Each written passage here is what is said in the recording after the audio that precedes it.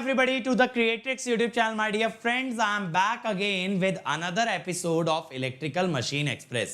और बेटा machine express पहुंच गई अपने अगले स्टेशन पे, जिसमें मैं आप लोगों से बात करने वाला हूं हार्मोनिक्स से ना सिंगल फेज ट्रांसफॉर्मर के बारे में कि भाई सिंगल फेज ट्रांसफॉर्मर में हार्मोनिक्स क्यों आते हैं, कैसे आते हैं, कौन से हार्मोनिक आते हैं, ये सब जानकारी आपको मिलने वाली है इस पर्टिकुलर वीडियो में। तो बेटा तैयार हो जाओ एकदम मचाने के लिए, फोड़ने के लिए, क्योंकि यहाँ पे आपको हार्मोनिक्स का पूरा ज्ञान मिलेगा और वो भी बहुत छोटे टाइम इंटरवल में। तो let me first start by introducing my self. मैं हूँ आपका होस्ट एंड दोस्त अंकित गोयल, जिसका गेट में 2 बार बेटा AIR 1 रहा है इन 2014 एंड 18। इसके अलावा मुझे गोल्ड मेडल दिया गया प्रेसिडेंट की तरफ से जब मेरा ग्रेजुएशन पूरा हुआ IIT से। आज तक मैं 2 लाख से भी ज्यादा बच्चों को ट्रेन कर चुका हूँ फॉर गेट एंड DSC, और अभी मैं अनअकैडमी में एज अ डायरेक्टर वर्क कर रहा हूँ फॉर गेट डिपार्टमेंट। अब मेरे बारे में ये सारी बातें बहुत से बच्चे जानते हैं, लेकिन क्या नहीं जानते हैं वो ये कि बेटा ये जो चैनल है इसने गर्दा उड़ा दिया है बच्चों की गेट एंड DSC प्रिपरेशन में, एकदम चीजों को नेक्स्ट लेवल ले गया है। कैसे? By providing the maximum amount of free content. और यही नहीं, सिर्फ फ्री कंटेंट की बात करें तो सिर्फ यूट्यूब पे नहीं बल्कि अनअकैडमी ऐप पे भी। तो अगर आपको भी बेटा हमारा पूरा फ्री कंटेंट चाहिए तो अनअकैडमी ऐप भी इंस्टॉल कर लो। और मैं आपको बता दूं वहां पे अक्सर मैं आपके लिए अलग अलग तरह के इनिशिएटिव लाता हूं, जैसे मशीन के question practice from PS Bhimra, जैसे गेट के लिए practice question, previous year question, बहुत सारे इनिशिएटिव आते हैं। वो सभी कुछ आप अटेंड कर सकते हो अगर आपके पास ऐप है। बस ऐप इंस्टॉल करें और कोई भी फ्री इनिशिएटिव को अनलॉक करें using the code Ankit ESE। तो आ जाते हैं भाई आज के अपने टॉपिक पे, harmonics in a single phase transformer. तो बेटा क्या होता है हार्मोनिक्स का मतलब क्या है? सबसे पहली बात देखो, जब भी कोई वेवफॉर्म हमारी नॉन साइनोसोइडल होती है बट वो पीरियोडिक होती है, in that case that waveform can be expressed as Fourier series.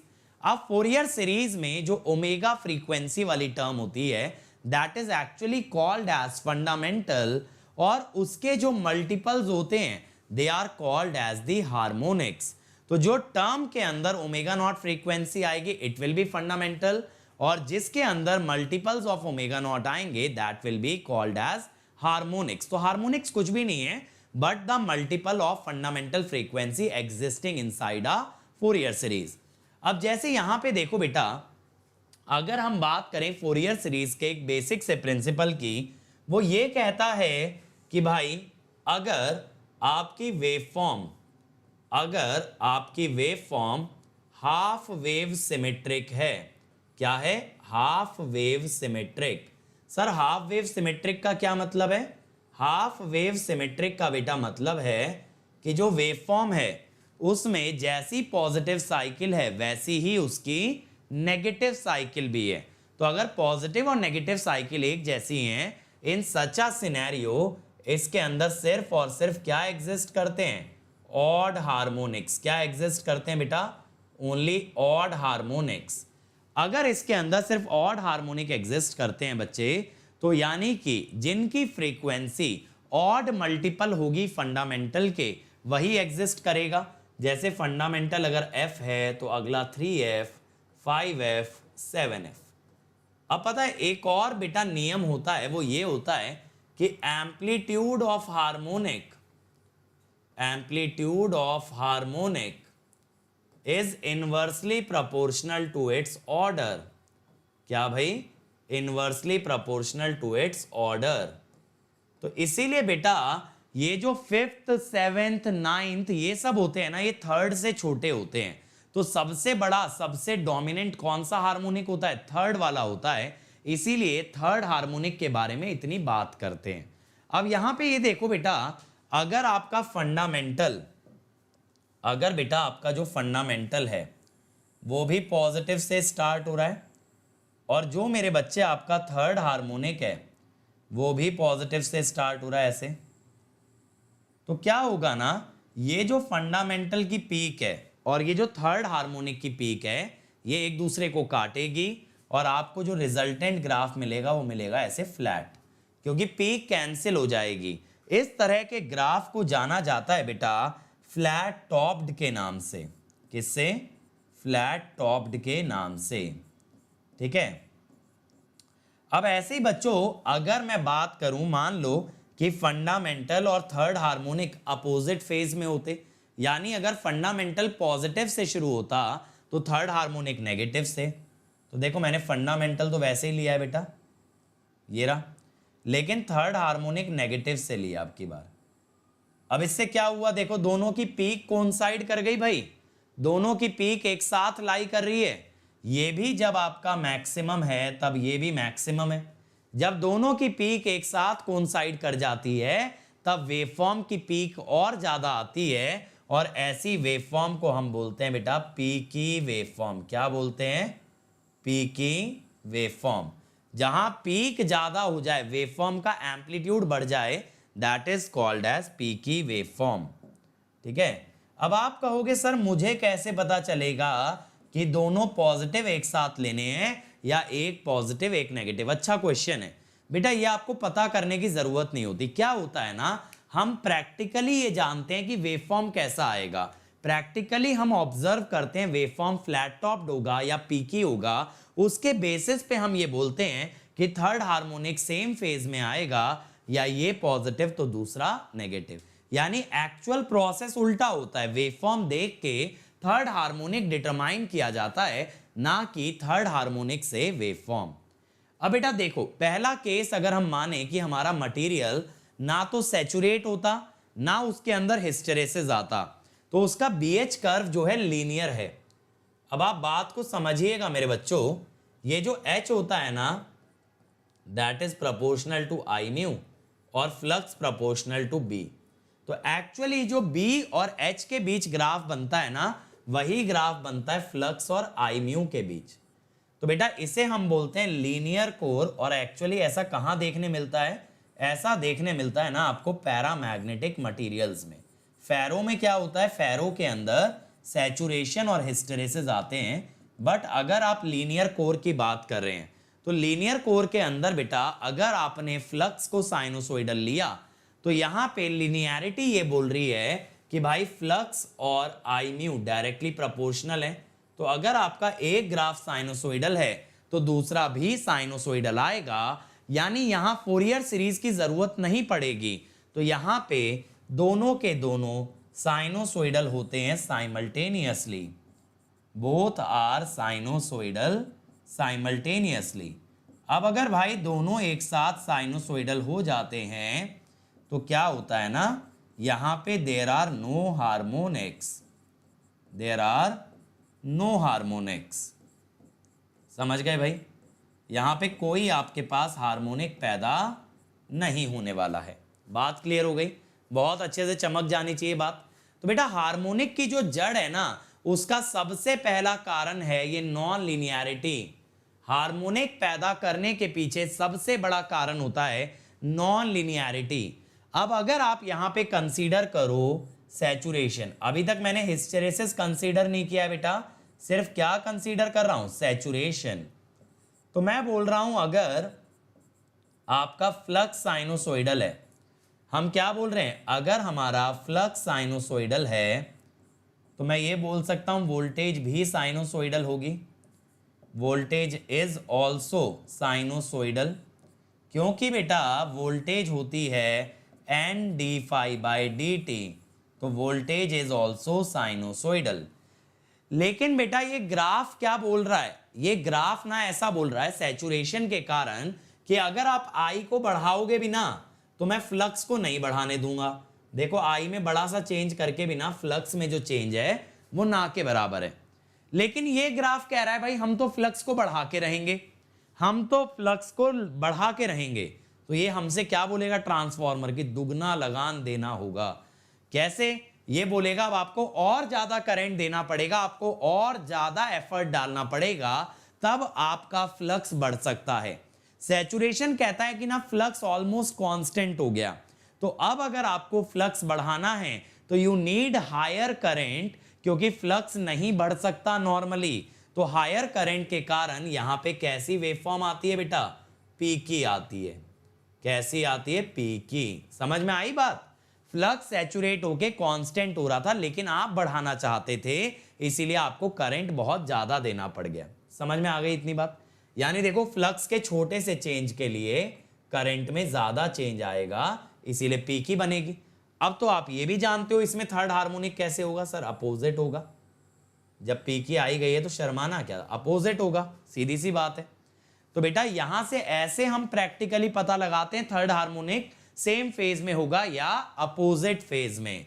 तो इससे क्या समझे कि भाई जब फ्लक्स साइनोसोइडल होता है तब वोल्टेज साइनोसोइडल होती है और करंट होता है पी की। क्या हो जाता है फिर, करंट हो जाता है पी की। ठीक है ना, समझ गए भाई? चलो जी, बहुत ही बढ़िया।